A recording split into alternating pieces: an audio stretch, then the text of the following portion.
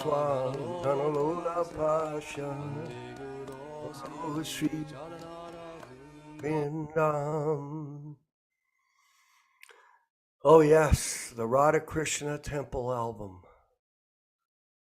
recorded with the help of the famous Beatle George Harrison. What an amazing service he provided to our spiritual master, A.C. Bhaktivedanta Swami Śrīla Prabhupāda. All glories to the Sankirtan mission of Sri Chaitanya Mahaprabhu. All glories to the assembled devotees on this Zoom call globally. We want to thank you for attending our weekly sadhana program. This program is to help all of us get good association, because association enables us to remember Krishna. That's the purpose of association. So when you see your godbrother wearing tilak, when you see them chanting their rounds, when you see them and they discuss Krishna with you, it becomes a source of inspiration. And when you see them engaged in the Sankirtan process with you, you become inspired to do the same thing. We have the example of, and we refer to this commonly in our group, of the great liberated soul, Jayananda Prabhu, who set the example for devotees in ISKCON on how to be a fixed up first-class devotee.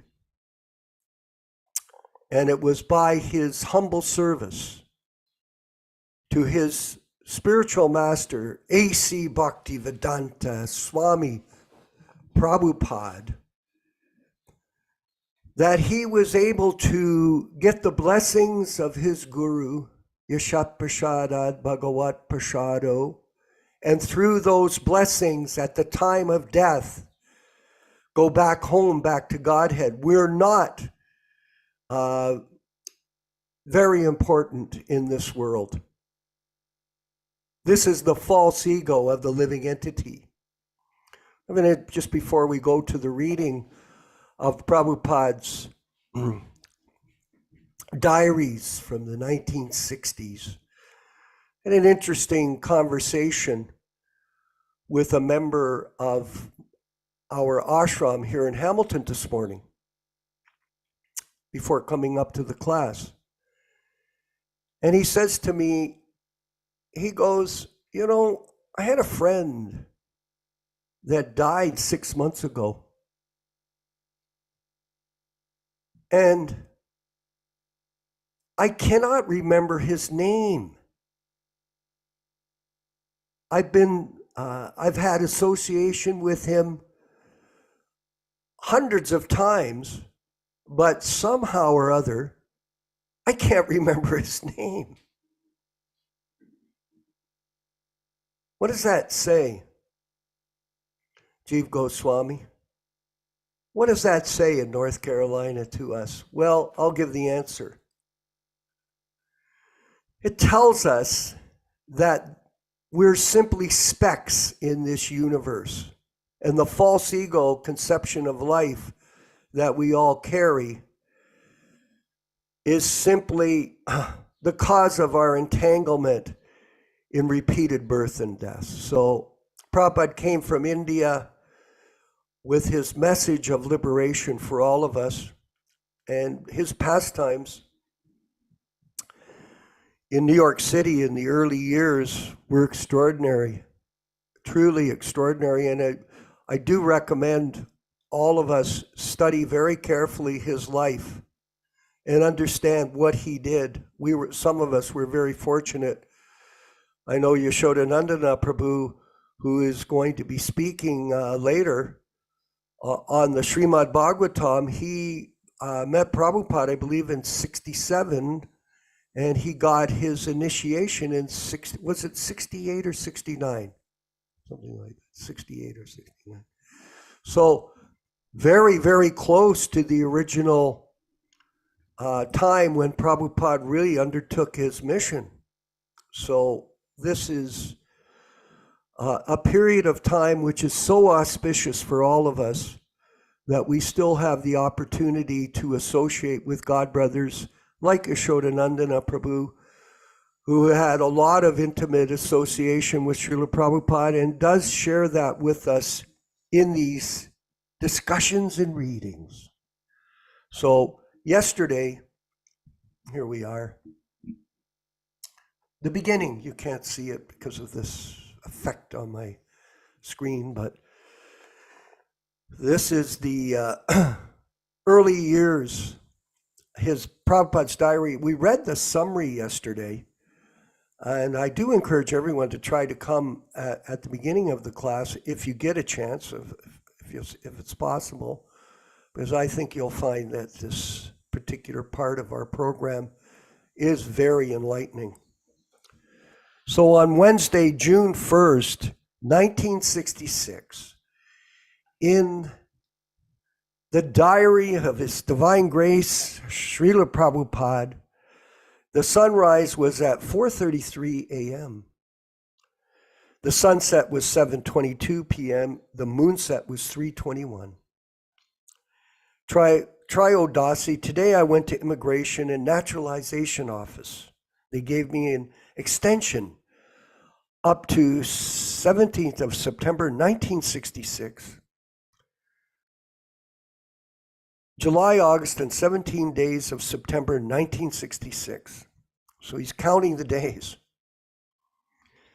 I paid them $10 and purchased a low or sick for 60 cents. Expenditure was $10.60. Mr. Goldsmith, lawyer, came to see me in connection with society registration. I gave him my suggestions. In the evening, there was a meeting. There was gatherings of about 16 heads through Carl and Green. Although Carl and Green did not come, Bob came with some flour and suji, and I required some flour, and Krishna sent it. There was a contribution of $12, and the expenditure was $10.60. Today's lecture was very interesting. Tuesday, June 2nd, sunrise 4:32 a.m., sunset 7:23, moonsets 3:54. Chaturdasi, today I paid Paul $1.50 for expenses. On account books $5 and a bank deposit was $20. On Friday, June 3rd, 1966, back in time, sunrise 4:32 a.m., sunset 7:23, moonrise 4:32, Purnima. In the evening, there was class, and it was the best then. Of all previous classes, there was attendance about 20, and contribution was $19. So it's about 95 cents each, if you break it down by the per person, 95 cents. Saturday, June 4th, sunrise 4:32 a.m., sunset 7:24 p.m., moon rises 9:13. Today I paid Paul $2 for expenses. In the Sanskrit class, the contribution was only $9, and Mickey paid the balance for the book, $4. Income $13, expenditure $2. Today the temperature was very warm. For the first time in America, I took bath in the evening. June 5th, sunrise 4:32 a.m., sunset 7:25 p.m., moonrise 10:06. Dwitya, the whole day was very hot. There was no income, neither any expenditure, neither any income. In the evening, paid to Paul, expenditure $1. And here we, think we can keep going there. Look at those beautiful pictures. Monday, June 6th. Sunrise 4:32 a.m., sunset 7:25 p.m., moonrise 10:49. Bank deposit, bank deposit $25, paper $1.57. Bitter melon 30 cents. In the evening there was a meeting. About more than 16 men and women attended. The meeting was interesting, but the collection was poor. Collection only $9.50. Book collection, Raphael 3 taken, $4, $13.50. Income $13.50. Expenditures $26.87. One gentleman has taken a set of books. Altogether 5 sets distributed out of 16. There's a balance now of 11 sets. And on Tuesday, June 7th, 1966, in New York City, sunrise was at 4:31 a.m., sunset 7:26 p.m., moonrise 11:26, Chatur. Today is the morning. Paul was paid $1.35. Plus $1 previous, I went to see Dr. Mishra and I dined with him. Expenditures were 30 cents. 2 diems for telephone call, 20 cents. Total expenditure, $2.85. Bank deposit, $15, and it was $17.85. Wednesday, June 8th, sunrise 4:31 a.m., sunset 7:26 p.m., moonrise 11:55. The clock is ticking. Panchamati, there was a meeting in the evening. About 16 persons attended, one of which was a Chinese woman who became very much interested. The collection was $11. The book collection was $4. It was $15. And a letter received from Harvey. So Prabhupada's taking note of how he's progressing in maintaining himself through the preaching work of book distribution and conducting of classes for the benefit of the conditioned souls at that time in his journey of spreading Krishna consciousness worldwide in the very early days. All glories to Śrīla Prabhupāda. We're now going to have the bhajan, Jaya Radha Madhava. Please chant along in Belleville, Jaya Radha Madhava Prabhu. All glories to Śrīla Prabhupāda. Haribol.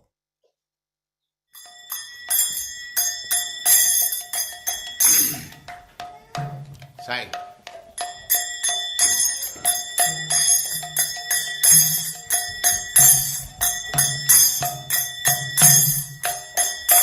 Jaya Radha Madhava Punya Bihari. Jaya Radha Madhava Punya Bihari. Jaya Radha Madhava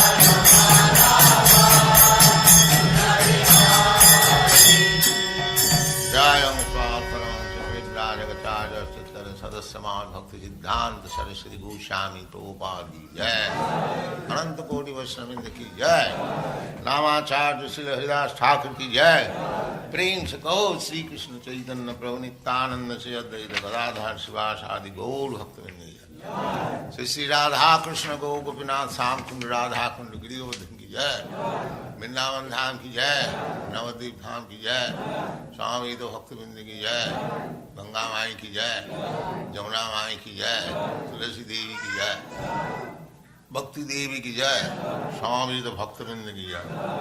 All glories to the assembled Lord. All glories to the assembled Lord. Thank you very much.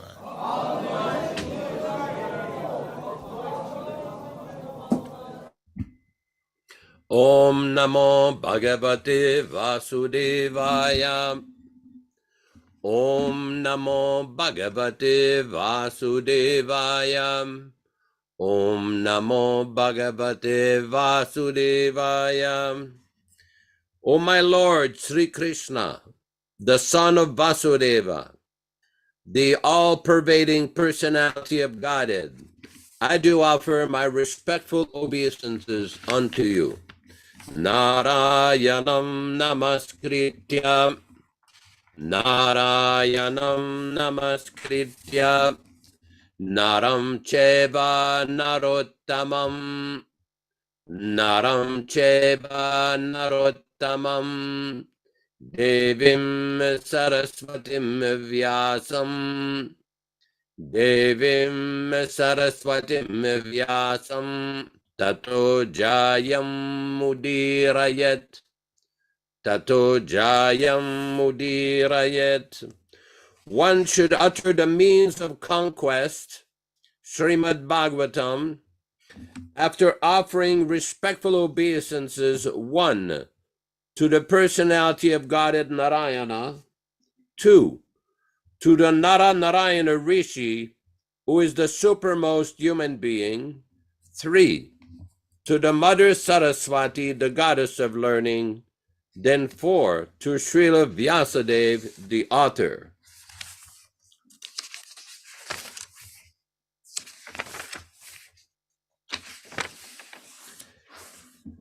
We'll be reading from Canto 1, Chapter 2, Text 17.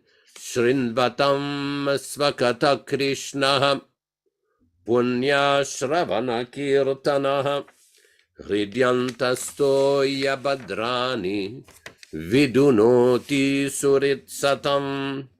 Sri Krishna, the personality of Godhead, who is also the Paramatma in everyone's heart, and the benefactor of the truthful devotee, does cleanse the desire for material enjoyment in the heart of the devotee, who has developed the urge for hearing his, Krishna's messages, which are themselves virtuous when properly heard and chanted. Text 18. Nashta prayeshu vabhadreshu Nityam Bhagavata Sevayam Bhagavati Uttama Shloke Bhaktira Bhavati Naistiki.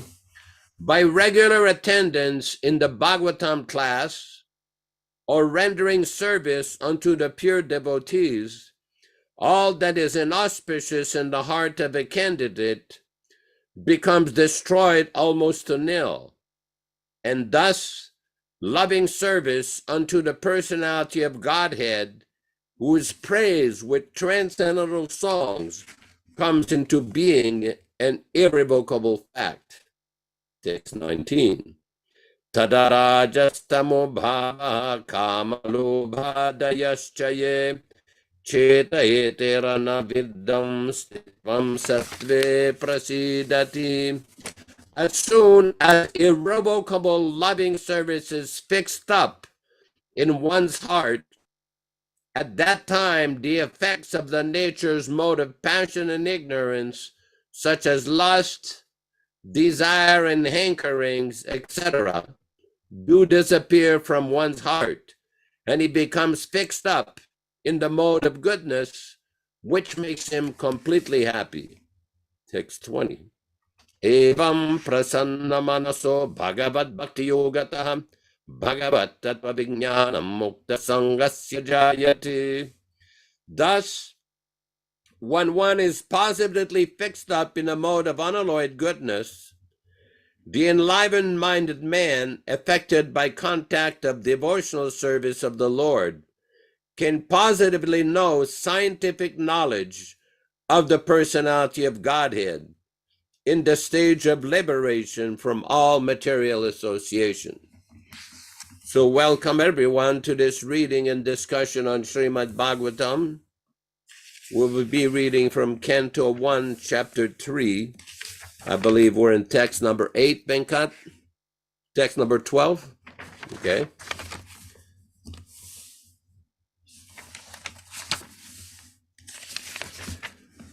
All synonyms, translation, and purports by His Divine Grace A.C. Bhaktivedanta Swami Prabhupāda, Founder-Ācārya of the International Society for Krishna Consciousness, also known as the Krishna Consciousness Movement.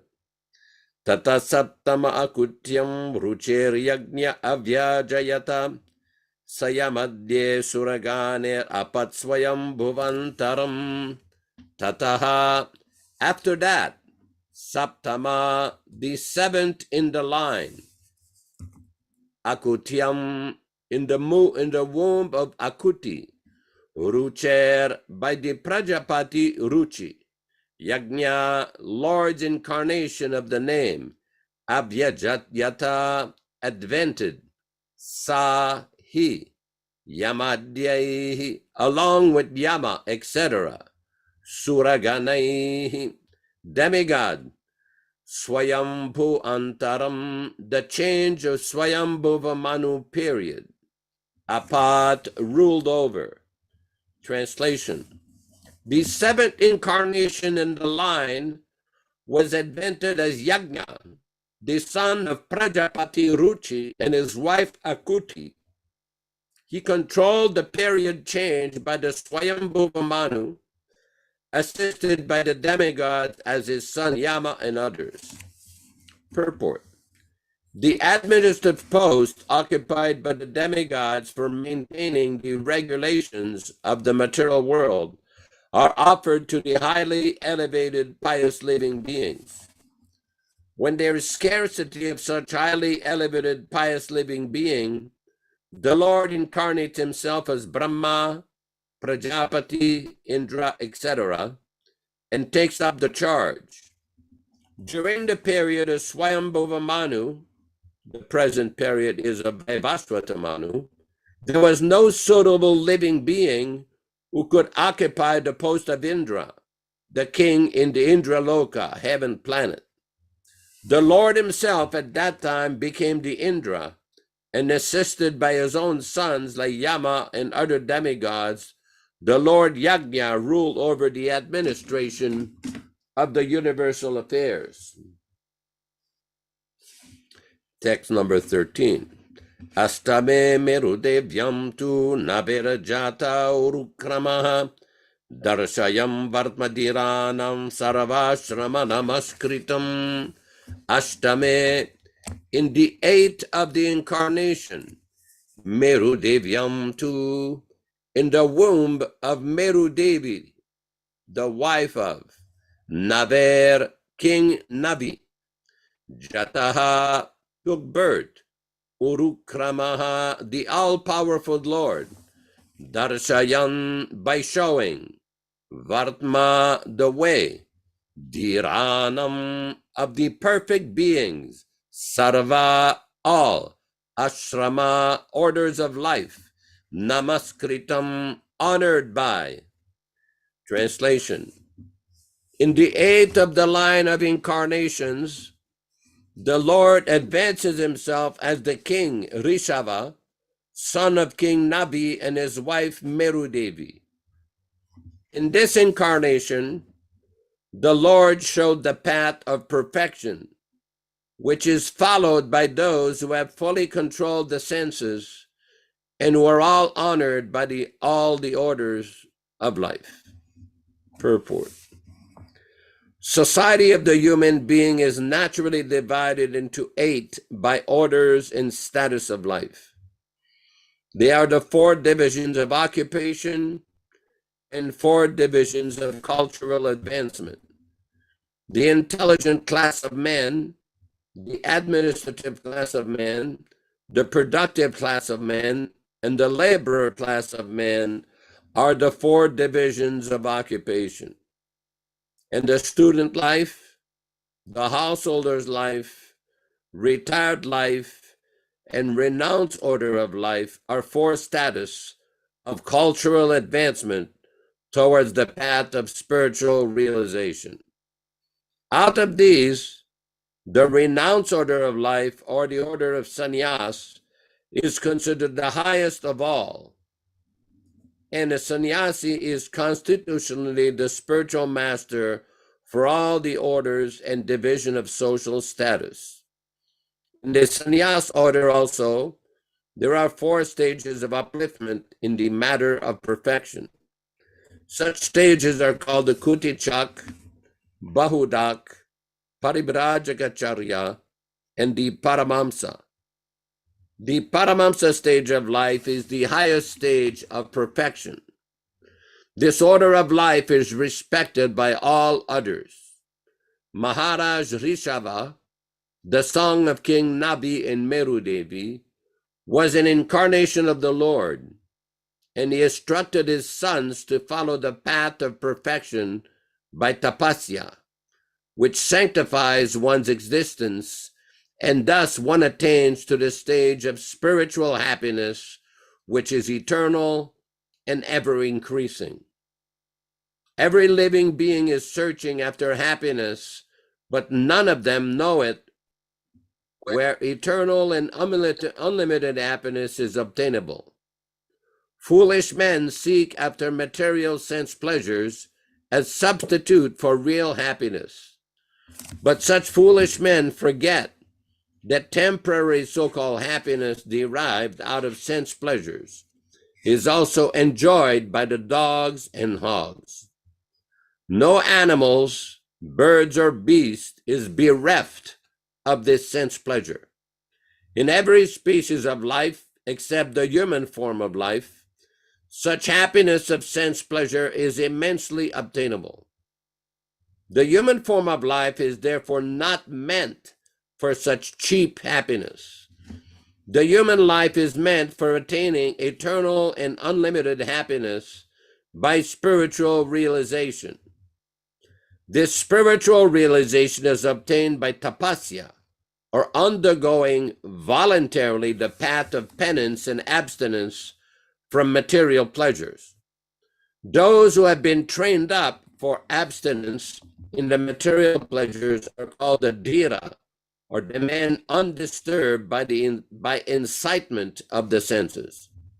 These dhiras only can accept the orders of sannyas, and they can only gradually rise up to the status of the paramamsa, which post is adored by all members of the society. King Rishabha propagated for this mission, and at last stage he became completely aloof from the material bodily needs, which is a rare stage not to be imitated by foolish men, but that is to be worshipped by all stages of social orders. Om Ajnana Timirandasya Jnanam Janashalakaya Chakshurun Militam Yena Tasmai Shri Gurave Namaha. I offer my respectful obeisances. We all offer our respectful obeisances unto our spiritual master, Śrīla Prabhupāda, who has opened my eyes, who has opened all of our eyes from the darkness of ignorance with the torchlight of transcendental knowledge. Namo Vishnu Padaya Krishna Prestaya Bhutale Śrīmate Bhaktivedanta Swami Namine Namaste Saraswate Deve Gauravani Pracharine Nirvishesha Shunyavadi Pashatya Deshatarine Bhakti Siddhanta Shishyaya Bhaktivedanta Namine Prasannaya Prashantaya Tasme Shri Gurave Namaha. Bhagavad Vandanam Khadyam Guru Vandana Purvakam Kshiram Sharkara Yuktam Kadatehi Visheshatah Adadana Danter Idam Yachi Punaha Punaha Śrīmad-Rūpa Padam Bhoja Dhulisyam Janma Janmani Namo Mahabadanyaya Krishna Prema Pradayate Krishnaya Krishna Chaitanya Namne Gauratvishe Namaha Sri Krishna Chaitanya Prabhu Nityananda Shri Advaita Gadadhara Shri Vasadi Gaura Bhakta Vrinda Hare Krishna, Krishna Krishna, Hare Hare, Hare Rama, Rama Rama, Hare Hare. So here we see that Suta Goswami, the leader of the great sages at Nimesharanya, is continuing his explanation of the different avatars.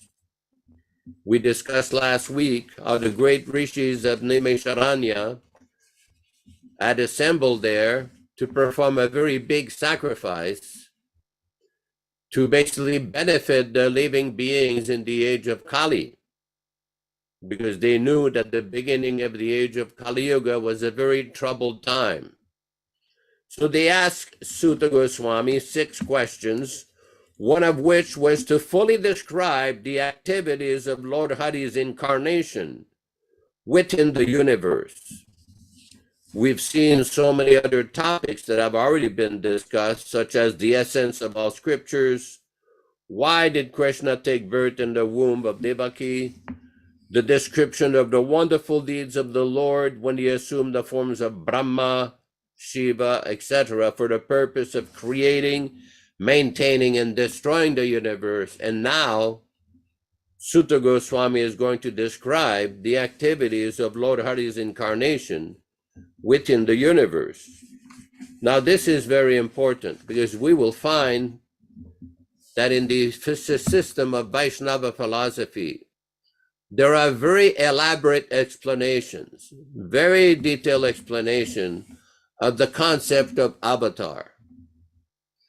Just yesterday, I was reading in various posts on the Vanipedia website, Śrīla Prabhupāda's explanation of the meaning of the word avatar. Now, the word avatar is generally taken to mean incarnation, but Śrīla Prabhupāda gives further explanation. This is very interesting. In the Śrīmad-Bhāgavatam, Canto 1, Chapter 3, Text 28, Śrīla Prabhupāda explains all the above mentioned incarnations are either plenary portions or portions of the plenary portions of the Lord. But Lord Sri Krishna is the original personality of Godhead. All of them appear on planets whenever there is a disturbance created by the atheist. The Lord incarnates to protect the theist. In this particular stanza, Lord Sri Krishna, the personality of Godhead, is distinguished from other incarnations. He is counted amongst the avatars, incarnations, because out of his causeless mercy, the Lord descends from his transcendental abode. Avatar means one who descends. All the incarnations of the Lord, including the Lord himself, descend on the different planets of the material world, as also in different species of life, to fulfill particular missions. Sometimes he comes himself, and sometimes his different plenary portions or parts of the plenary portions or his differentiated portions directly or indirectly empowered by him, descend on this material world to execute certain specific functions. Originally, the Lord is full of all opulences, all prowess, all fame, all beauty, all knowledge, and all renunciation. When they are partly manifested through the plenary portions or parts of the plenary portions, it should be noted that certain manifestations of his different powers are required for those particular functions. When in the room small electric bulbs are displayed, it does not mean that the electric powerhouse is limited by the small bulbs. The same powerhouse can supply power to operate large-scale industrial dynamos with greater volts. Similarly, the incarnations of the Lord display limited powers because so much power is needed at that particular time. So this is a very important concept, which is rarely explained in other religious sects or other religious faith. The Śrīmad-Bhāgavatam is described by Vyasadeva in the beginning of the Bhagavatam, Dharma prajita kaitava, atra parama nirmatsaranam satam. That all cheating religion, all false religion are kicked out of the Śrīmad-Bhāgavatam. This is the topmost spiritual literature. And it is meant for those who are nirmatsaranam satam, those who are non-envious. They have access to understanding the Śrīmad-Bhāgavatam. That is an important point. For those who are still on the path of karma mishra or ambitious for material benefits in the name of religion, this Bhagavatam will be very, very difficult to understand. We see that in text number 3 of chapter 1, it is described Nigama kalpataror galitam phalam shukamukadamruta travasam yutam pibata bhagavatara samalayam muhuraho rasika bhuvi babuka. Now, why is it that right in the beginning of the Bhagavatam, Shukadeva Goswami is explaining in these first 3 verses of the first chapter of Śrīmad-Bhāgavatam in the first canto, what is it that we're going to be talking about? Now, already we are in chapter 3 of the first canto in a description of the avatars. But if we step back a little bit, we see Shukadeva Goswami is explaining in text number 3, chapter 1, "Oh, the expert and thoughtful man, please know it that Śrīmad-Bhāgavatam is the mature fruit of the desired tree of Vedic literatures, and it is emanated from the lips of Sri Shukadeva Goswami. For this, the nectarine fruit has become more tasteful, although it is already readily swallowable nectarine juice, which is relished by all up to those who are already liberated souls." Now, it's quite significant for those of you who may have been in Vrindavan. On this call, there's a lady named Bhakta Veronica. Recently, she went to Jagannath Puri, and she displayed on the Prabhupada Disciples Association chat all beautiful pictures of the Rath Yatra festival, the celebration of Lord Jagannath's chariot festival. Very wonderful. So the Śrīmad-Bhāgavatam is considered just like, if those who have been in Vrindavan, there are many parrots. In that particular area of India, there's a lot of different rare birds. And they have these very nice green parrots. And what the parrot will do is they will go to the mango or some other fruit and just pick up just a little bit of the fruit. They won't eat the whole fruit. They'll just pick a little bit, and that makes it sweeter. So this is what is meant, that Śrīmad-Bhāgavatam Rasamalayam, that this transcendental literature is relishable, is enjoyed by those who are paramamsas. Now, we may not be paramamsas, but at least we can follow in the footsteps of the great paramamsa, His Divine Grace Śrīla Prabhupāda. and understand this Śrīmad-Bhāgavatam, understand in detail all the transcendental nectar which is given here by Śrīla Prabhupada, we can see that every word of the Śrīmad-Bhāgavatam, whether it's the original text or the purport, has so much meaning in it. Śrīla Prabhupada used to say that his Guru Maharaj, Śrīla Bhaktivedanta Saraswati Thakur, once went to Bangladesh in Dhaka, and he was giving a lecture on Śrīmad-Bhāgavatam on just one verse for 3 months. 3 months, every single day, discussing from so many angles of vision. So this is the power of those great Paramahamsa-acharyas in our disciplic succession to explain the real meaning of the Śrīmad-Bhāgavatam. We've often discussed how in the line of Sri Chaitanya Mahaprabhu, there was one great acharya during his manifested presence who wrote the first commentary on Śrīmad-Bhāgavatam. His name was Srinatha Chakravarti Thakur, different than Vishwanath Chakravarti Thakur. And this devotee, this great acharya, wrote a book called Chaitanya Manjusha. That's the first commentary in Sanskrit. And in the beginning of this commentary, he describes the greatness of Sri Chaitanya Mahaprabhu and the greatness of Lord Krishna. And he praises the Śrīmad-Bhāgavatam, Śrīmad-Bhāgavatam Pramana Mamalam, that the Śrīmad-Bhāgavatam is the topmost Vedic evidence. Very, very significant. Śrīla Prabhupada every day used to have Bhagavatam class. He wanted the devotees to study the Śrīmad-Bhāgavatam. For those of us who had the chance to see Śrīla Prabhupada, we knew that he did not sleep at night. From 10 o'clock in the morning till 4 in the morning, he would translate the Śrīmad-Bhāgavatam while we were sleeping. Why was he doing that? He wanted to give that gift, that transcendental gift of the message of Śrīmad-Bhāgavatam to everyone in human society. That's why he sacrificed so much of himself. We see in these readings by Vishwakarma Prabhu in the beginning of these discussions of Prabhupada's diary, how much painstaking detail he took to establish his movement. How much painstaking detail he took. So much effort, so much care, so much sacrifice, so much austerity.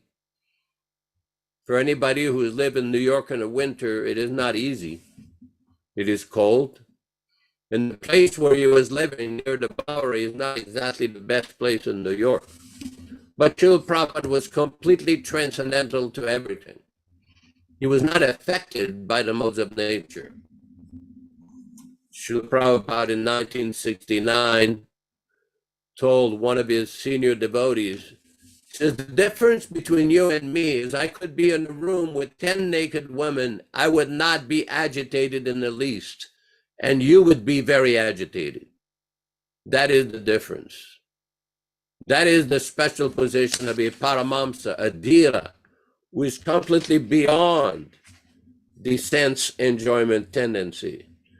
Prabhupada is explaining in text number 13, those who have been trained up for abstinence in the material pleasures are called the Dhira, or the men undisturbed by incitement of the senses.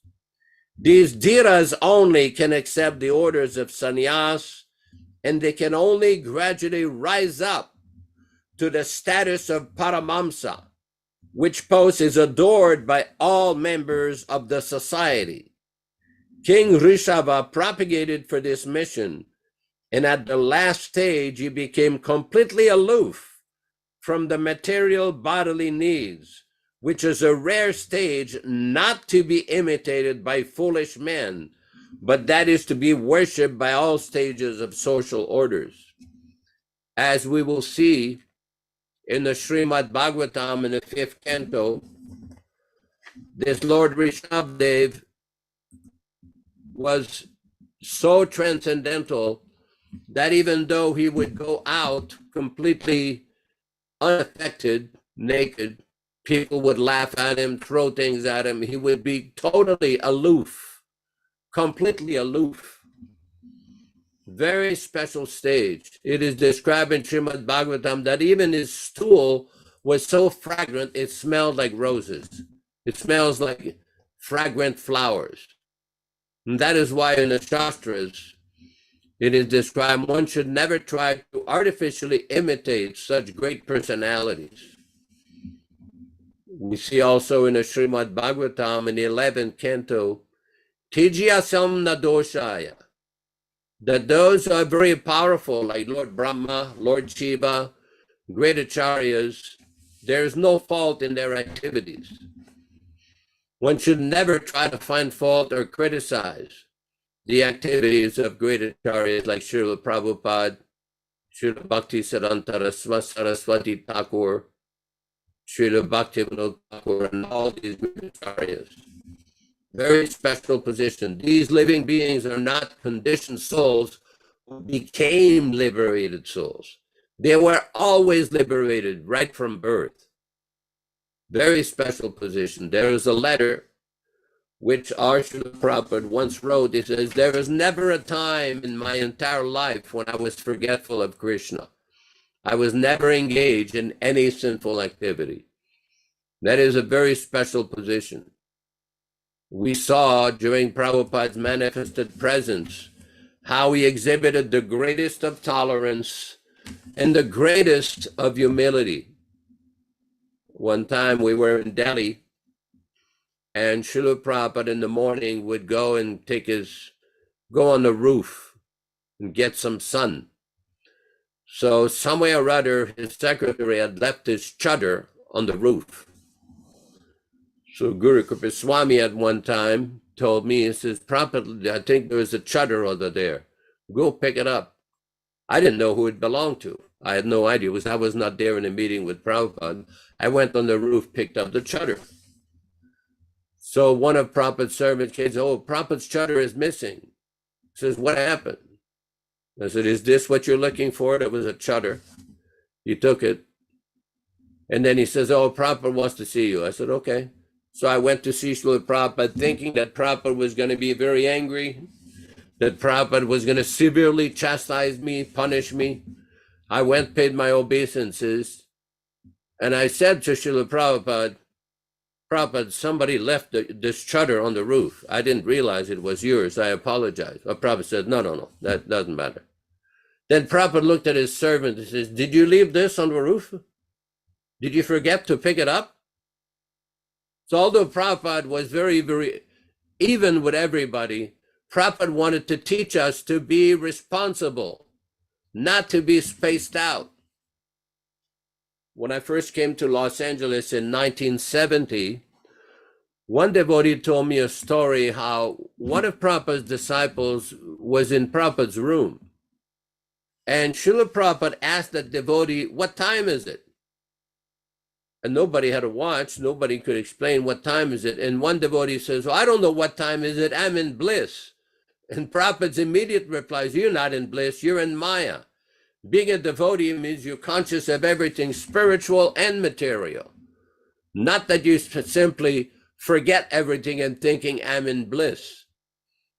Another time, devotees went to Śrīla Prabhupada and they showed him a picture of himself in a very stoic, very grave position. So they asked Prabhupada and they asked him, why is it that you look so sad?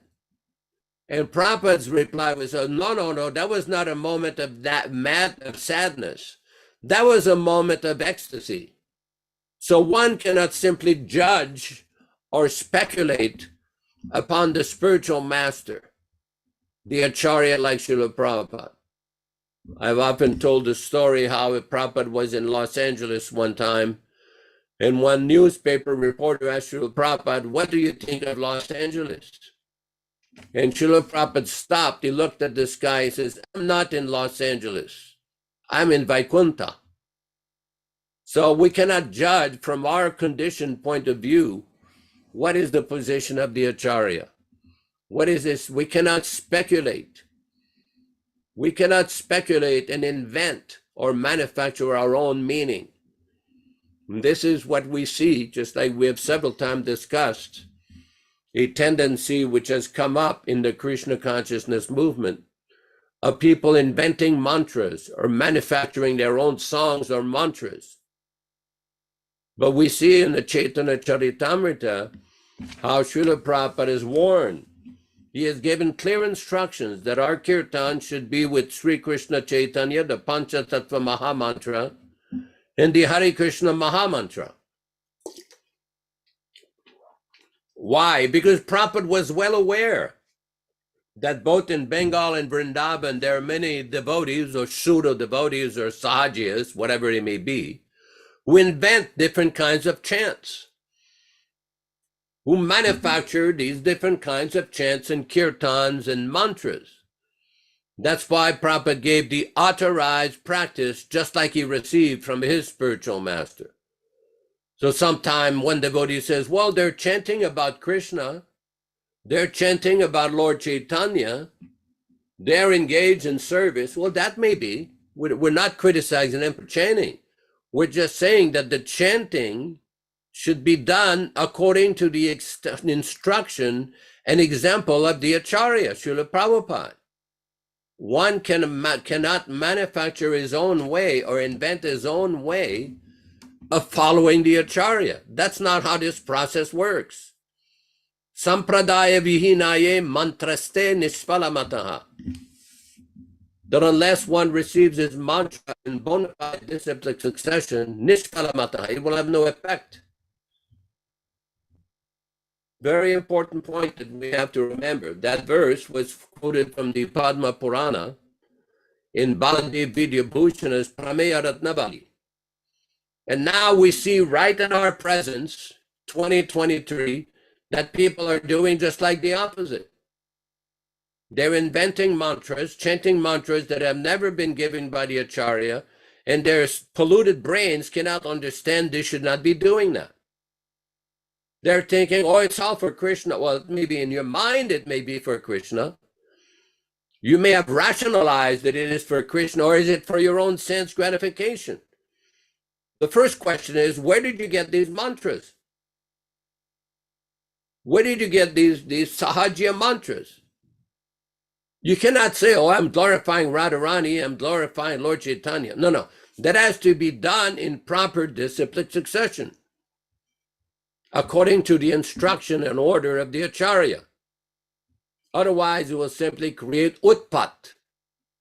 Utpat means chaos. Chaos in human society and chaos in devotional society.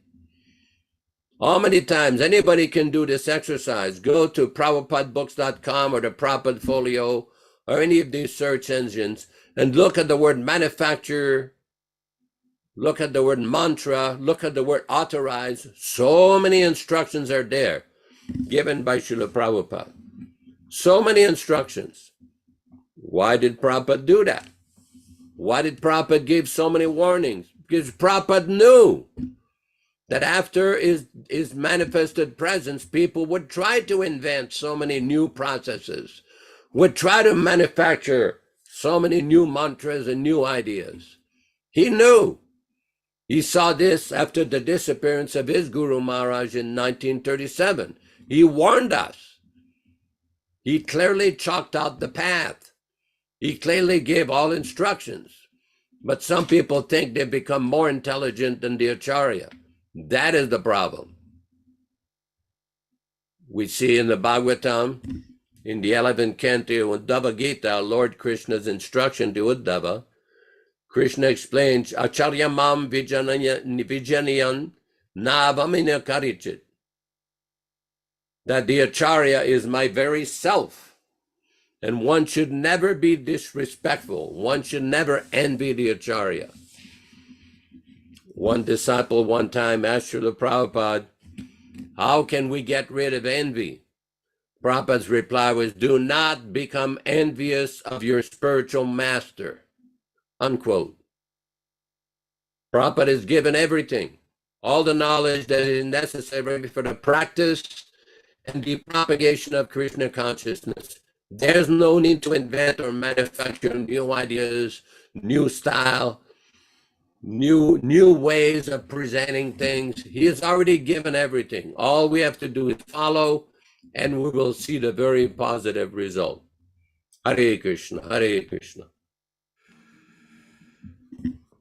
Hare Krishna. Thank you, Yaśodā-nandana Prabhu, for that ecstatic explanation of this Śrīmad-Bhāgavatam, which is fundamental for making advancement in spiritual life.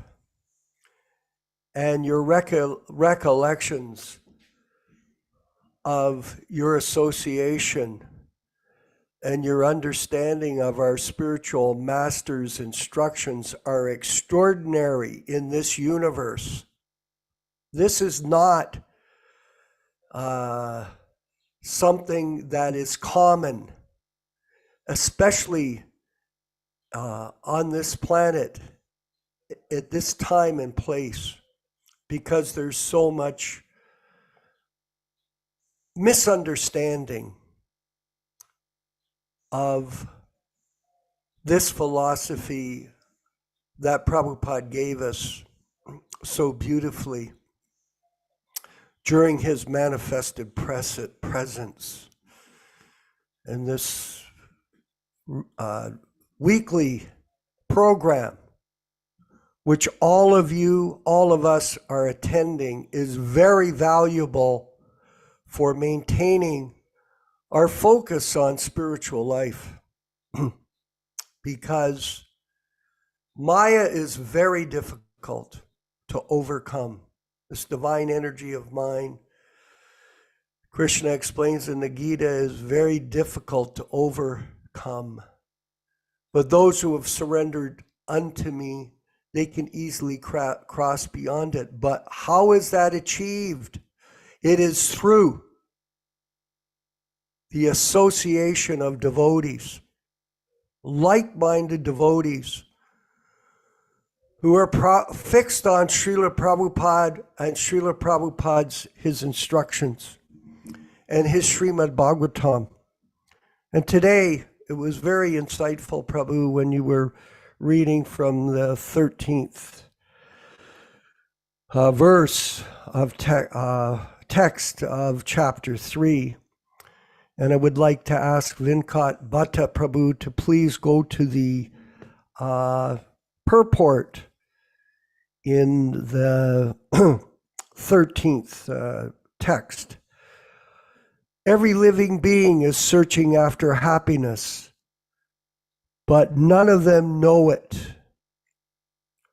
Where eternal and unlimited happiness is obtainable.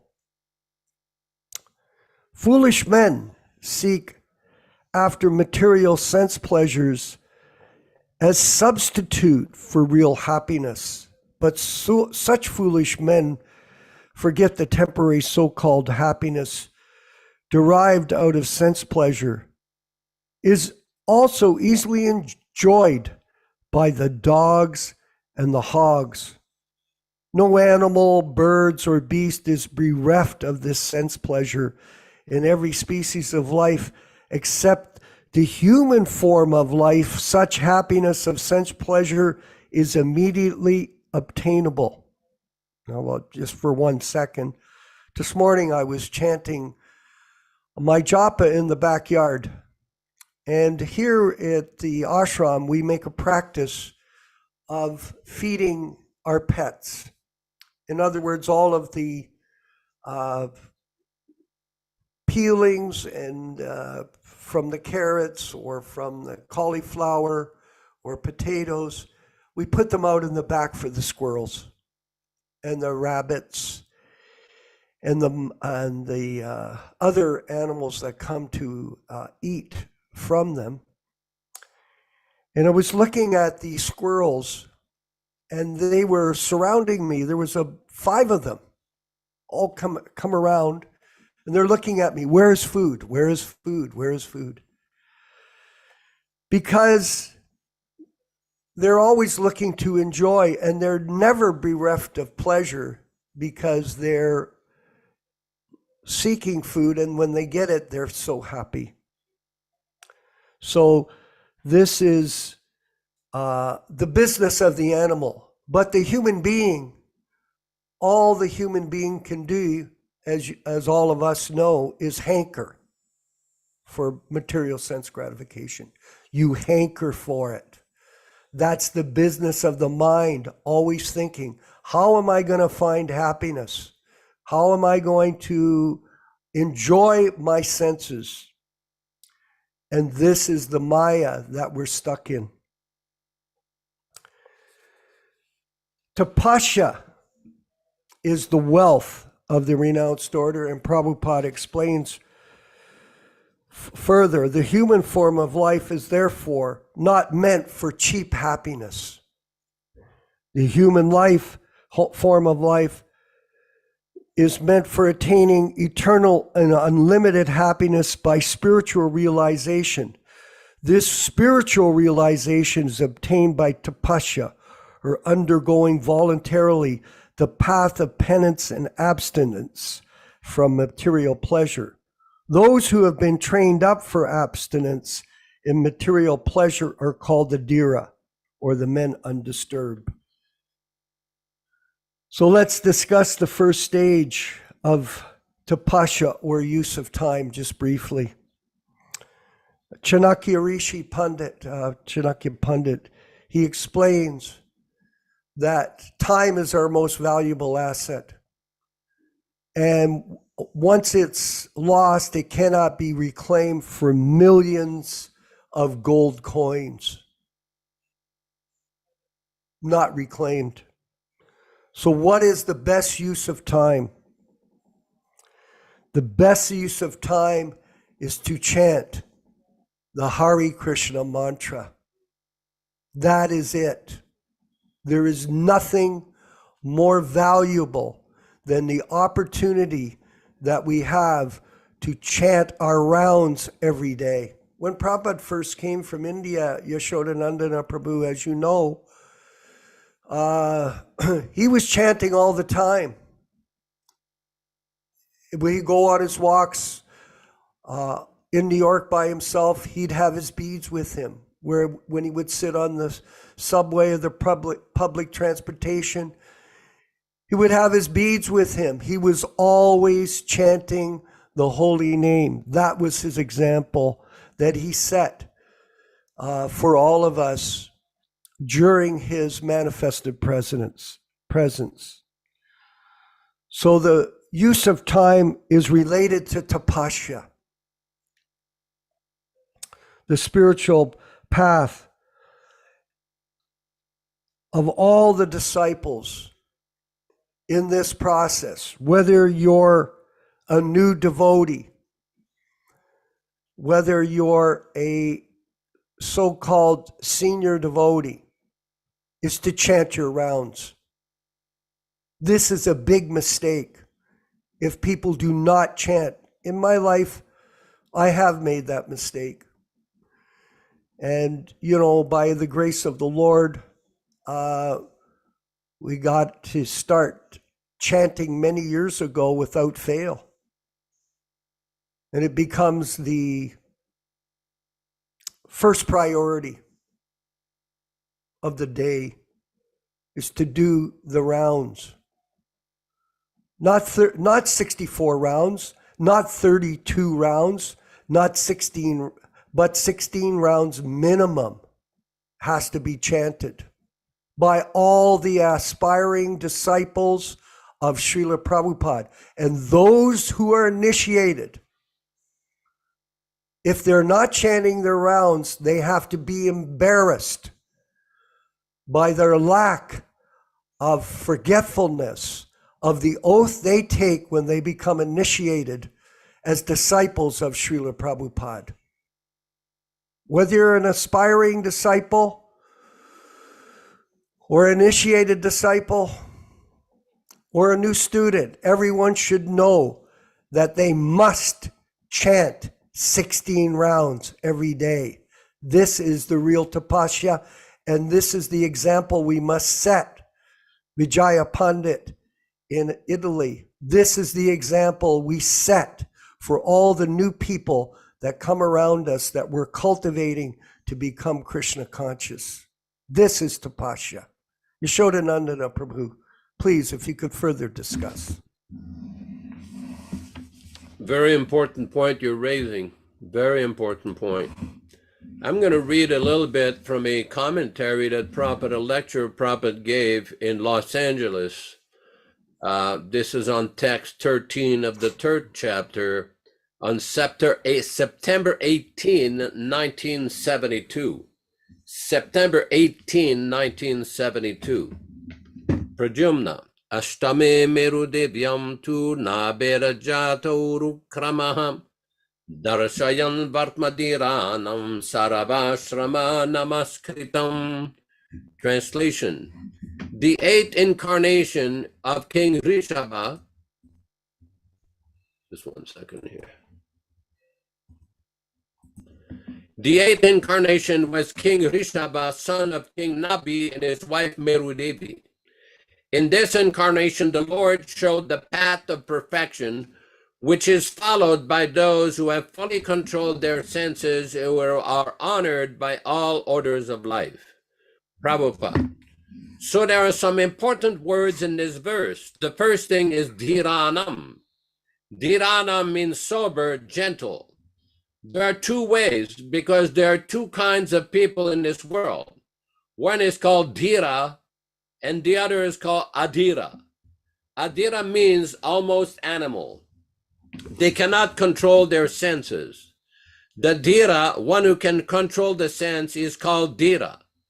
In the Rupa Goswami's obeisances, we find Krishnot Kiratana Gana Naratana Paru Premamritam Bhonidhi Dhira Dhira Jana Priyo Priyakaru. Krishnot Kirtana. The Krishna consciousness movement is appreciable by the both classes, dhira and adhira. Those who are advanced by austerities, controlling the senses, and those who are not so, very fallen, both of them. Dhira dhira jana priyo priyakaru nirmatsaratu. Another example of dhira is there in the Kumar Sambhava. Kumar Sambhava is a Sanskrit book, which I think we read in our college IA class by Kalidas, poet Kalidas. So this theme of that book is that the demigods, they wanted to fight with the demons, and it was necessary that a son should be begotten by Lord Shiva. So Lord Shiva at that time lost his wife in the Daksha Yajna. She gave up her life. There was some misunderstanding between Maharaj Daksha, father of Parvati or Durga. So she gave up her life because her father was against Lord Shiva. He was repudiating Lord Shiva, so she could not tolerate that. My father, you are so proud that you are blaspheming Lord Shiva because you think I'm your daughter and your son-in-law is subordinate? So I am returning this body to you. So she immediately gave up her body. So Lord Shiva, having lost his wife, he was on the Himalayas executing severe tapasya. So the demigods, they planned to break the tapasya meditation of Lord Shiva by sending Parvati, daughter of the Himalaya. Lord Shiva's wife then took birth as daughter of Himalaya. So when she was young, grown up, 16 years old, so she was engaged to break the meditation of Lord Shiva. So Lord Shiva was in meditation naked, and Parvati was induced to worship Lord Shiva and touch the genital. But Lord Shiva still was undisturbed.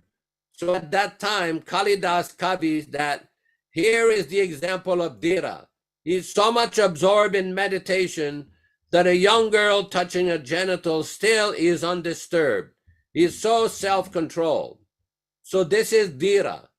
Dhira means even if there is cause of disturbance, he will not be disturbed. That is dhira. And one who is disturbed by the slight agitation is not dhira, is adhira. So mostly people are adhira. They are agitated by a slight disturbance because they have not been trained in such a way. Otherwise, just like Krishna, when Krishna was being elected as president in the Rajasuya assembly of Maharaj Yudhishthir. So somebody remarked that this man, because those who were blind, they would see Krishna as ordinary man. So he's woman hunter from the very beginning. So how he can be elected? So at that time, Bhishma, the most celebrated brahmachari, he never accepted any wife or had any connection with any woman. He immediately stood up. He said that I am celebrated throughout the whole world as brahmachari. But if I would have been in the position of Krishna, he was dancing with young girls, but he was not agitated. But I would have been agitated, I admit. Therefore, he is Dhira. He should be elected. You'll find Rasa Leela. Krishna was dancing with so many young girls, but you won't find there was any sex relation. There was nothing like that. So that is Dhira. They were devotees, gopis. They used to come to Krishna, but there is no such thing written as pregnancy and abortion. No, nothing of the sort. That is called Dhira, that in spite of presence of the cause of disturbance, the gopis came to Krishna because he was a very beautiful young boy. Actually, they were attracted by his beauty. That is stated kamat. They came as lust, but when they came to Krishna, they became purified. That is Dhira. Krishna was kind enough. The gopis, they wanted Krishna to associate with him. So Krishna gave them chance. Yes, come on. The gopis wanted Krishna as husband. They made tapasya, austerity, to have Krishna as husband. But at that time, the gopis and Krishna were of the same age. Just like boys and girls play together, but girls become at the age of 12, 13 years, their sex desires become strong. But boys, they do not become sex desires so strong unless they are badly associated. So neither it was possible that Krishna would marry so many girlfriends, but they wanted Krishna as husband, all of them. Therefore, Krishna fulfilled their desire in the Vastraharan, because a woman can become naked only before husband. That is Vedic. So Krishna somehow or other made them naked, so he declared that you wanted me as husband so much, that's all. So people misunderstand Krishna. Unless understood through authoritative sources, Krishna is misunderstood. But he is the Dhira. He is not Adhira. He is not like ordinary man, Dhira. So many beautiful explanations by Śrīla Prabhupāda of the transcendental position of Krishna and the meaning of the word Dhira. Hare Krishna. Yes, extremely. And thank you, Venkat Bhatta, for bringing these sections of the Shastra up on the screen for us to follow along while Yaśodā-nandana Prabhu is reading them for us and explaining the intricacies of a very elevated philosophy. And we have devotees from around the world that are attending the program today. And I was hoping Jonas Priya has his microphone reinstated so he could share some of his realizations with us today in the discussion. Jonas Priya in Hawaii, did you get a chance to repair your microphone? It's not the microphone, it's the sound card in the computer. It's like a whole computer rebuilt. It's working. It's working? Yes, it is, Prabhu. Go ahead, please. Jonas Priya is a Prabhupada disciple for over 50 years, and we're so happy to have him with us in these discussions and readings. Yeah, I really appreciate what Yaśodā-nandana Prabhu was saying, that Śrīla Prabhupada gave us the complete process perfect. We don't need to speculate. We don't need to figure out a philosophy. We don't need to invent mantras. Prabhupada told us everything you need to go back home, back to Godhead, I have given you. It's all in my books. and in his lectures, and more than anything, Acharya means one who lives by example. We learn more from Prabhupada just by watching him, the way he did things, the way he reacted to people, the way he talked to reporters. It doesn't matter how smart they thought they were, Prabhupada will catch him within seconds, you know. He'll corner them before they could get away with anything. And his wit was amazing, and we're so fortunate that we had such a caliber of pure devotee in our lives. And on top of that, he had a sense of humor. When he needed to use it, he had it. And whatever little association we got with Prabhupada personally, that it is said that even a second in the association of a pure devotee could change one's life 100%. So we were given this opportunity to be close to a pure devotee. So now we need to practice what we learned from Prabhupada to the best of our ability. And if we sincerely try to please Śrīla Prabhupada, then that's the perfection of our life. Because we have, especially, I'm talking on my age group, I don't know if I have another day or another week. What to say, or years, you know, we all have health challenges. And are we that dumb that we still gonna pursue some material thing?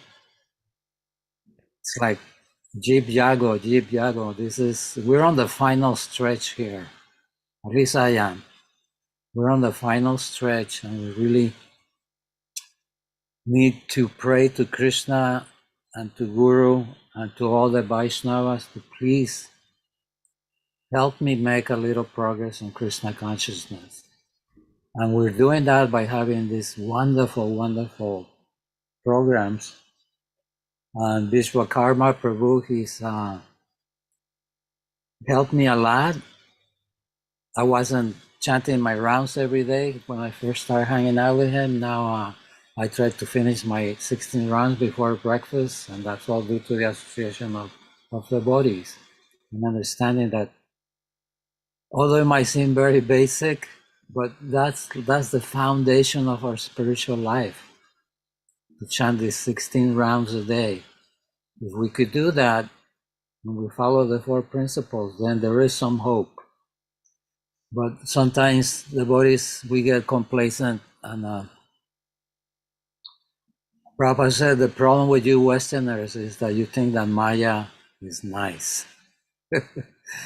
So we have to understand that Maya is not nice. Maya is the best salesperson in the universe, and it works 366 days a year and 20 hours a day. So Maya is right there, just waiting to as we try to surrender to Krishna more, then Maya will offer whatever we wanted before, and Maya was holding back her best gifts to lure us into her service. So we have to understand that, no, I don't want any of this stuff. I've done this for millions of lifetimes. And what's the result? The result is that I have a material body. So obviously I have messed up. I am in a material body. So we need to stop this samsara, getting sick, dying, coming again in who knows what form. No, we have to stop that. If we have learned anything, that's what we should try, is to please our spiritual master to the best of our ability, whatever that is. Give it our best shot. Hare Krishna. Thank you very much for that deep insight for all of our benefit. And I think all of us have had that experience, that when you hear Prabhupada say, just sacrifice this one life for Krishna, you think, whoa, That's a long time. But is it? Is it a long time? Especially when you're an old man, like many of us are. It's not a long time now. It's a short time. When you're 23, 24, you're thinking, oh, sacrifice my life, just this one life in the service of the Sankirtan mission of Lord Chaitanya. And then all of a sudden, you're 75 years old. How did this happen? Because we're not aware of how time is destroying everything in front of us. So thank you, Janice Priya, for your comments this morning here at this discussion. Now we have a question, Venkat Prabhu, from Karan. Maybe you could read the question, and then we'll have Yaśodā-nandana Prabhu give the answer. Yeah, sure. The question is, should we try to tell people about Krishna consciousness, or should we try to tell about Krishna consciousness to others who worship Lord Shiva or other demigods? Or should we just ignore them, as most of them just argue all are the same, etc.? Prabhupada describes in the fourth canto of the Bhagavatam that the Krishna consciousness movement worships Krishna to the exclusion of all demigods. And Śrīla Prabhupada further goes on to explain that worshiping Krishna is like pouring water on the root of a tree. Just like recently, our friend Jiva Goswami Prabhu and his good wife Andabaya sent me a picture of some work they were doing at the farm in Prabhupada Village in North Carolina. And I'm sure they have all kinds of trees and bushes and different kind of agricultural production out there. They fully understand this, that you put water on the root of the tree. You don't have to start watering every leaf, every branch, every twig. No. If you put water on the root of the tree, all the twigs, the branches, everything becomes nourished. So in the same way, if one worships Krishna, it is just like pouring water on the root of the tree. This is the example that is given in the Śrīmad-Bhāgavatam. Because worship of the demigod is done, as Krishna explains in the 7th chapter of Bhagavad Gita, between text 21 and 24, why do people go to other demigods? What is the reason? Kama. They want material benefits. Whereas worship of Krishna is not for material benefit. We've seen in the teachings of Sri Chaitanya Mahaprabhu in his Shikshastakam, Nadhanam Nadhanam Nasundarim Kavitam Va Jagadisha Kamaye Mama Janmani Janmanishware Bhavatad Bhaktiare Tukitvaye. That birth after birth, I simply want this causeless devotional service to you. And he says, Nadanam, I don't want wealth. Najanam, I don't want to be popular or to have followers. Nasundarim, I don't want beautiful women or handsome men. What do you want?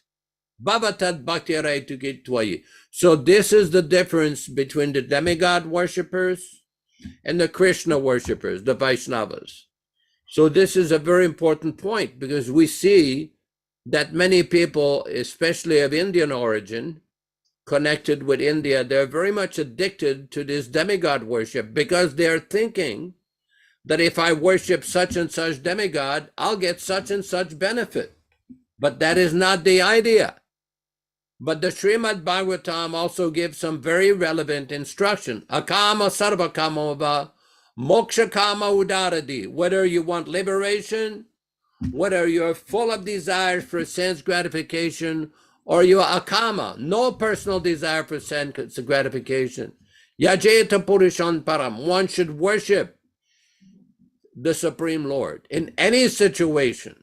Whatever situation one may be, one should simply worship the Supreme Lord.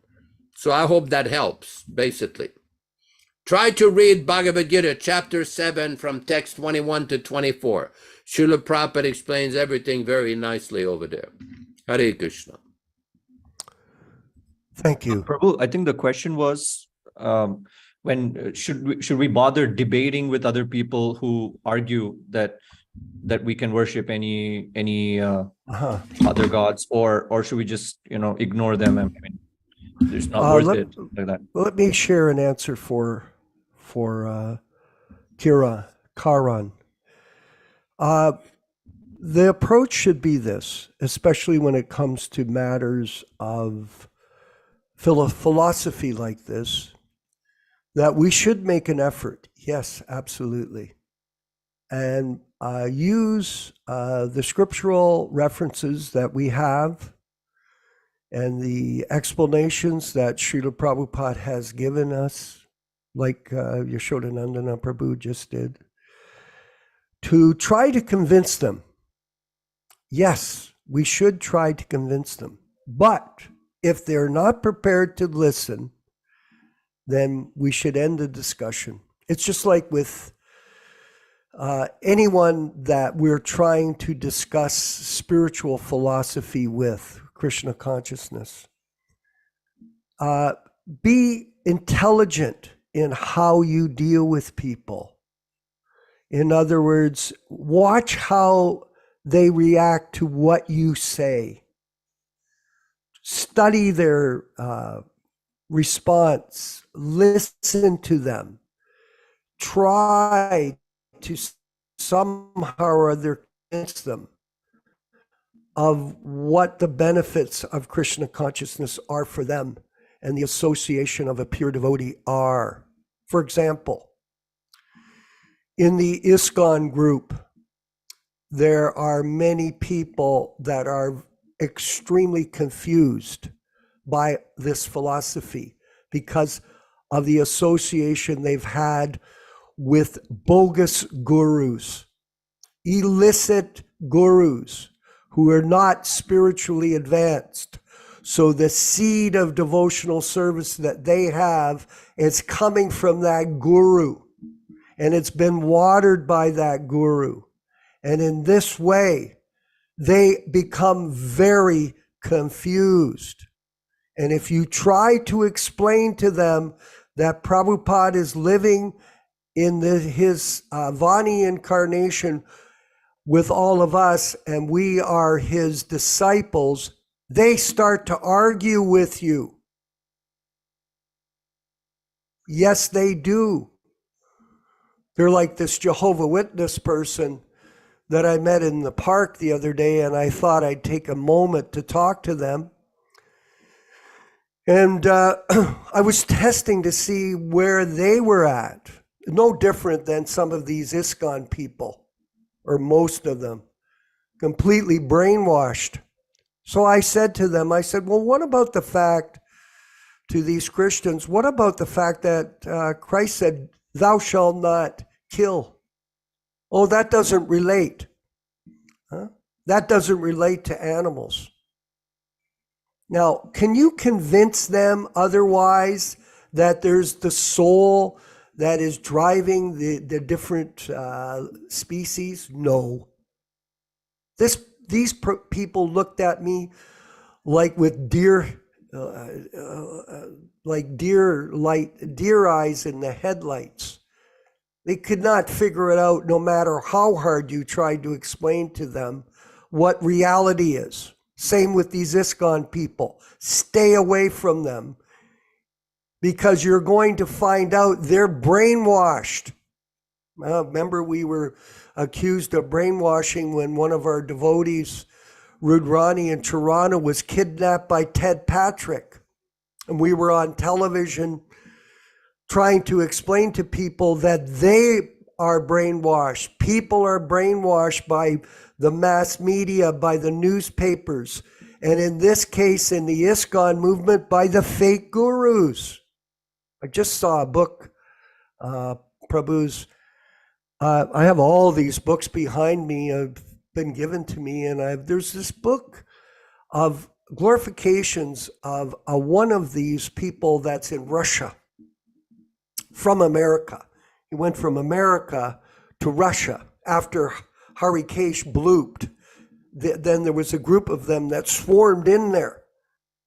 And they've got a booklet of writings by their disciples. Śrīla Gurudev. I was reading it to see just to see where these people are at. And I realized this is a hopeless situation. These people are so confused by the whole situation that's come up as a result of ambition by a few people in Prabhupada's beautiful movement, that there may not be any hope. So don't waste your time with these people. Better to go find new people that are looking for the truth, everyone. Find new people that want to make advancement in spiritual life, that are sincere, and concentrate on them and see how they will respond to you, and they'll become your friend and your assistant in this process of Krishna consciousness. Vijay Pandit in Italy, please, if you could comment. Well, in my experience as a Sankirtan devotee, when I met people that are worshipping Shiva or demigods, sometimes I find them, they are Indians, they live in Italy, and just very few Italian worship Shiva, maybe they know. But what I do with them, I try to give them the book. And just in Sankirtan, you always exchange some words with them. But this is my mission. I try to give them the book, and then I go. And then Śrīla Prabhupāda will do the rest, and Nityananda Prabhu will do the rest with them. So maybe you can tell them that he is the highest of the Vaishnavas. He is the greatest of the Vaishnavas. And that the fourth canto is talking about him everywhere. Fourth canto, right? Or third canto?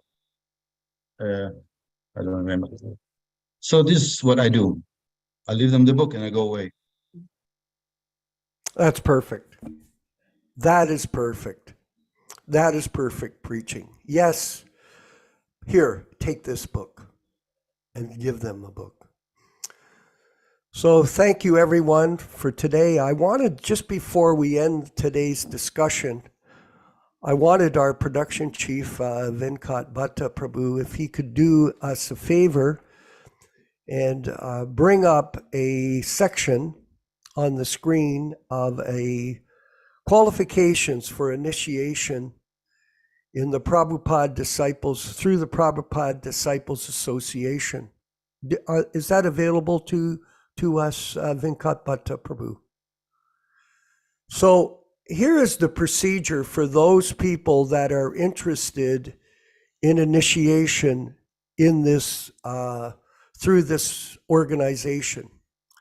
And I'll read it quickly, just so you get an understanding. And if you have any questions, you can reach out to some of the senior members and ask those questions and figure out what you want to do. A letter of referral is to be submitted to the Prabhupada Disciples Association from a member of the Hare Krishna Society or other association promoting Śrīla Prabhupada as the sole Diksha Guru, verifying the authenticity of the candidate as very serious and sincere in his or her request for initiation. 1. 2. The candidate will then submit an application to the Prabhupada Disciples Association Brahminical Council, providing some background on his or her devotional career and why he or she wants to become a Prabhupada disciple. If the candidate is approved by the Prabhupada Disciple Association Brahminical Council after review, then they will be invited to participate in an online interview. 3, the applicant must attend the weekly online Zoom classes of the Prabhupada Disciples Association from 3 to 6 months in order to become familiar with the philosophy of Krishna consciousness according to Śrīla Prabhupāda's instructions. 4, the candidate will follow our 4 regulated principles of no meat eating, no intoxication, no illicit sex life, and no gambling. 5, the candidate will chant 16 rounds of Hare Krishna mantra for 6 months prior to approval. 6, a Bhakti Shastri test, the same one originally given by Śrīla Prabhupada in the past, will be completed by the candidate. 7, the candidate will then be interviewed by 3 members of the Prabhupada Disciples Association Brahminical Council. 8, upon approval by the members of the council, the initiation date and ceremony will be set. 9, a set of japa beads will be submitted by mail, that would be to Yaśodā-nandana Prabhu, and chanted on by the Ritvik priest and returned to the candidate. 10, a spiritual name will be awarded to the applicant. 11, the initiation ceremony will be performed by Yaśodā-nandana Prabhu online by Zoom. And 12, devotional service for the initiate will begin in earnest for the rest of their life. All glories to Śrīla Prabhupada. Now we'll move to the kirtan. Yes, Yaśoda, please. You have a Make an announcement. I'm sorry. Just want to make a brief announcement. We will be compiling offerings to Śrīla Prabhupada for his Vyasa Puja. I believe this year it's in the beginning of September sometime. And anybody who wants to submit an offering can send it to Venkat Bhata Prabhu, myself, or Vishwakarma Prabhu. We will publish it electronically on our website. We might even publish it hard copy. But if you want to do any offerings, whether you just want to offer obeisances or write 2 or 5 pages, it's up to you. Anybody can send an offering. So we will start soliciting offerings now, and hopefully we will have very beautiful ceremony for Śrīla Prabhupada on that day. Hare Krishna. All glories to Śrīla Prabhupada. From It's 8th of September. 1967. Prabhupada's Vyasa Puja is September 8th.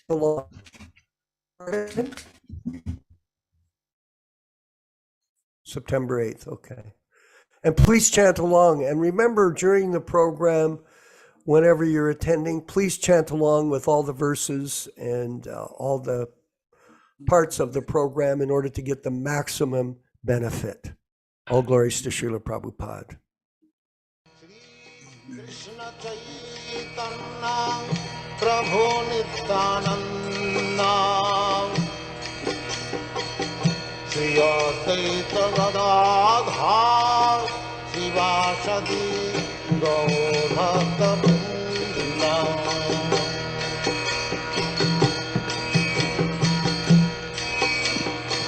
Shri Krishna Chaitanya Prabhu Nityananda Shri Advaita Gadadhar Sivasadi Gaur Bhakta Vrinda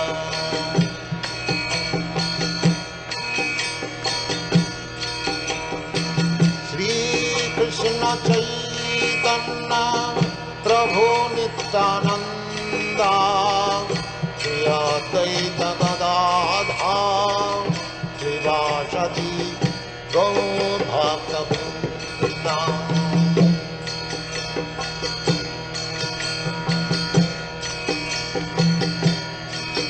Hare Krishna, Krishna Krishna, Hare Hare, Hare Rama, Rama Rama, Hare Hare, Hare Krishna, Krishna Krishna, Hare Hare, Hare Rama, Rama Rama, Hare Hare. Hare Krishna, Krishna Krishna, Hare Hare, Hare Rama,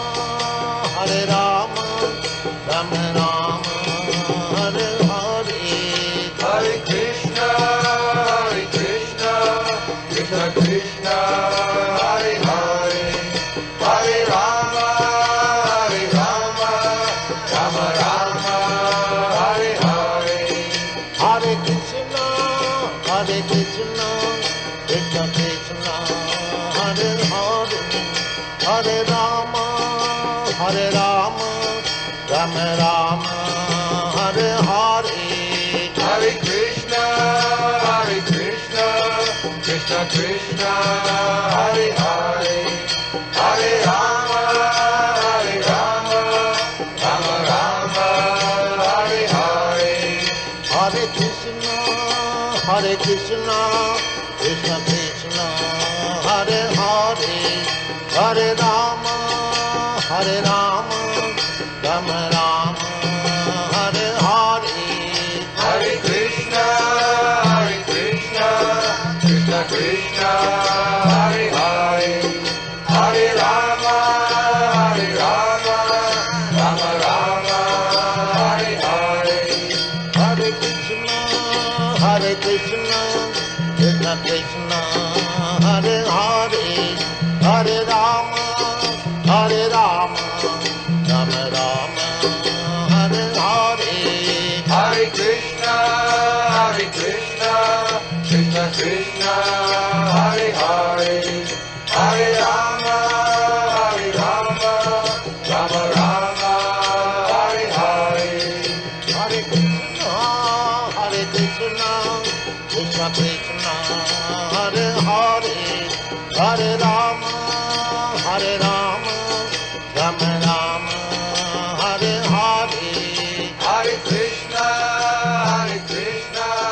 Krishna Krishna, Hare Hare, Hare Rama, Rama Rama, Hare Hare. Vanchakalpa tarubhyascha kripa sindubhya evacha patitanam pavanebhyo vaishnavebhyo namo namaha. Hare Krishna, Hare Krishna. Jai Pandit Prabhu, come va, come va? Bene, grazie. Molto bene. Molto bene. Sì, grazie. Molto bene.